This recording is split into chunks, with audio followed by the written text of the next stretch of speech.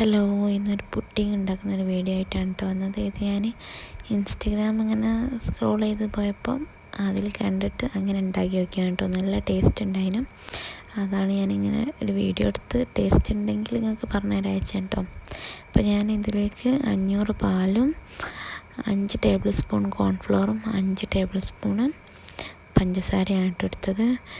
ഇത് നമ്മൾ അടുപ്പത്ത് വെക്കുന്നതിന് മുന്നേ തന്നെ കോൺഫ്ലോറും പഞ്ചസാരയും കൂടി പാലിൽ ഇട്ടിട്ട് നന്നായിട്ട് ഇളക്കി കൊടുക്കണം. കോൺഫ്ലോർ ഒരു തുള്ളി പോലും കട്ട പിടിക്കാത്ത രീതിയിൽ നല്ല ഇതാക്കിയിട്ട് നല്ലോണം നമ്മളിങ്ങനെ ഇളക്കി ഇതാക്കി കൊടുക്കണം കേട്ടോ. മിക്സ് ചെയ്തിട്ട് കൊടുക്കണം.